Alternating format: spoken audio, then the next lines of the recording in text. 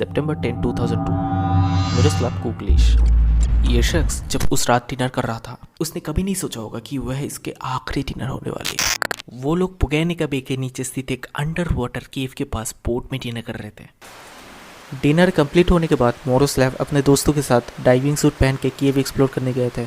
उनके दोस्त वापस आ गए थे, लेकिन वो नहीं आया था और अगले ही दिन केव से उसका मरी हुई लाश बाहर निकाला जाता है और उसके चेस्ट पे किसी ने छुरा मार दिया। ये कहानी है मिरोस्लाव की, जो कि अपने पैशन के चलते केव में फंस जाता है। नमस्कार दोस्तों, मैं हुसैन और आप सभी लोगों का स्वागत है सफोकेशन सीरीज़ के फर्स्ट एपिसोड में। पुगानिका बे, अ केव डाइविंग डिजास्टर। क्रोएशिया में टूरिज्म इकोनॉमी का ग्रोथ कोई नई बात नहीं है। ये शुरू होता है 1960 से। हिस्टोरिक सिटीज़, इंफ्रास्ट्रक्चर यहाँ का अट्रैक्शन है और जो कुछ ज़्यादा ही पैशनेट होते हैं वो यहाँ पर आके डाइविंग भी कर सकते हैं, और करे भी क्यों ना। साफ सुथरा गर्म पानी और अबंडेंट सी लाइफ उनको हमेशा बुलाती है। वैसे मिरोस्लाव MK भी अपने दोस्तों के साथ जाते हैं। Before dinner he descended into the water and वो एक केव डिस्कवर करते हैं। फिर पानी से बाहर आने के बाद ये डिस्कवरी वो अपने दोस्तों के साथ शेयर करता है। जब वो लोग डिनर कर रहे होते हैं तभी वो लोग प्लान बनाते हैं ना। उन दोस्तों में से कुछ एक्सपीरियंस और कुछ इनएक्सपीरियंस डाइवर्स थे। साथ ही उनमें से 2 डाइविंग इंस्ट्रक्टर होते हैं।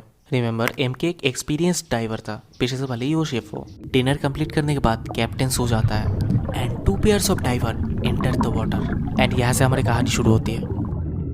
वो 4 दोस्त केव एक्सप्लोर करने के लिए जाते हैं, जिनमें से 2 थोड़ा सा घुसते हैं और 2 सेफ्टी लाइन तक। वैसे भी रात का टाइम था और अंदर बहुत अंधेरा था, इसीलिए वो लोग केव से बाहर आ गए और आउटर केव को एक्सप्लोर करने लगे। इवेंचुअली जब वो लोग पानी से बाहर आते हैं, in that point they realise MK उनके साथ नहीं था। सभी दोस्त वापस से पानी में उतरते हैं और MK को ढूंढने लगते हैं। जब उन्हें वो नहीं मिलता तब वो लोग पुलिस को कॉल करते हैं और डाइवर पुलिस सुबह 8 बजे पहुंच जाती है। एंड दिस इज ऑब्वियस, अगर वो सच में केव में फंसा है और कोई मर्डर भी नहीं हुआ तो अब तक तो उसे मर जाना चाहिए, क्योंकि इतना ऑक्सीजन भी अवेलेबल नहीं होता कि वो सुबह तक जिंदा रह पाए।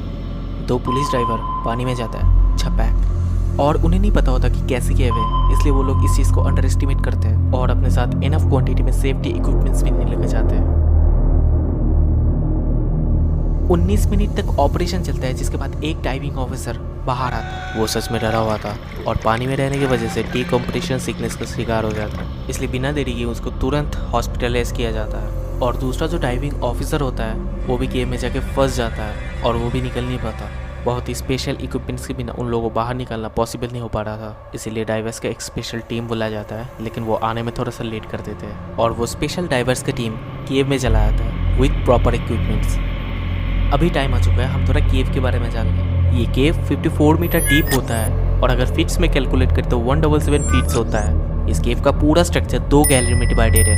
एक होता है शैलो गैलरी और एक होता है डीप गैलरी। स्पेशल डाइवर्स दोनों डेड बॉडीज को बाहर लेकर आता है, या दोनों, बिकॉज वो पुलिस ड्राइवर भी वही ट्रैप होकर मर जाता है। पुलिस ड्राइवर की बॉडी को शैलो गैलरी से और MK का बॉडी को डीप गैलरी से रेस्क्यू किया जाता है। MK के डेड बॉडी के चेस्ट में एक छुरा होता है और बाद में ये साबित होता है कि MK खून बहने की वजह से मर जाता है। नाउ द क्वेश्चन इज, अगर MK वो केव में अकेला फंसा हुआ था तो वो छुरा उसको मारा किसने? पुलिस उसके दोस्तों को एज अ सस्पेक्ट कस्टडी में लेके जाते हैं। उनका मानना ये था उसके दोस्त उसको सेफ्टी लाइन तक लेके गए और उधर ही उसका कत्ल करके उसको केव के अंदर फेंक दिया। Now this is quite possible until proven. Now ये प्रूफ करने के लिए सस्पेक्ट पे पॉलीग्राफी टेस्ट किया जाता है, जहाँ पे सस्पेक्ट के सामने ब्लड, नाइफ, ऐसे कुछ वर्ड बोले जाते हैं और उनके ब्लड फ्लो को मॉनिटर किया जाता है। But the result was shocking. Police अपने उम्मीदों पे नहीं उतर पा रहा था अंटिल मिरोस्लाव के डाइविंग इक्विपमेंट्स को अच्छे से स्टडी किया जाता है, और जब असली सच बाहर आता है तब एक खौफ का माहौल बन जाता है। असल में मिरोस्लाव के डाइविंग स्टफ में से एक था diving computer. Now diving computer diverse के लिए बहुत ही ज़रूरी माना जाता है, क्योंकि इससे ही डाइवर अपने oxygen level, backups, timing etcetera सब मॉनिटर कर सकते हैं। और डाइविंग कंप्यूटर का जो रिकॉर्डेड डेटा होता है उसको सबके सामने लाइव किया जाता है। अब डेटा से हमें ये पता चलता है कि फर्स्ट वो स्ट्रेट 165 फीट जाता है, जिसका सीधा सीधा मतलब ये होता है कि वो सबसे पहले डीप गैलरी में एंटर करते हैं, फिर थोड़ा सा ऊपर आते हैं और केव वॉल से टकरा जाते हैं। अभी केव का क्या सीन है थोड़ा एक्सप्लेन करते हैं।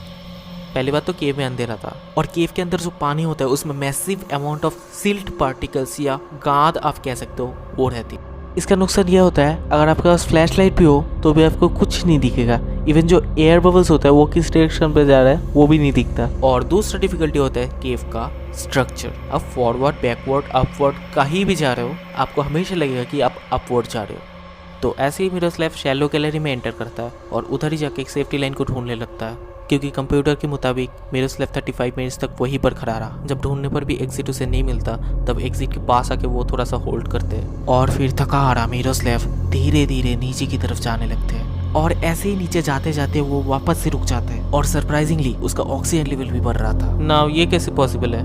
ये भी केव का स्ट्रक्चर की वजह से पॉसिबल होता है। पानी के अंदर जो केव होता है पत्थरों में बड़े बड़े कर्व बने हुए होते हैं और उधर ही एयर बबल्स आके फंस जाते हैं। तो मिरोस्लेव भी शायद उनमें से किसी एक में गया होगा। लेकिन यहाँ पर भी एक प्रॉब्लम होता है, वो वहाँ पर कुछ ज़्यादा देर तक सर्वाइव नहीं कर पाते और वो बिल्कुल भी तड़प के मरना नहीं चाहता था और उसके पास एक 30 सेंटीमीटर का नाइफ भी था। एंड यू बेटर नो क्या हो सकता है। सो गाइस, ये था सफोकेशन सीरीज का फर्स्ट एपिसोड। अगर आपको ऐसे और कंटेंट देखते हैं तो मेक श्योर आप चैनल को सब्सक्राइब कर सकते हैं और मैं प्लेलिस्ट बना दूंगा तो आ रही होगी अगर इधर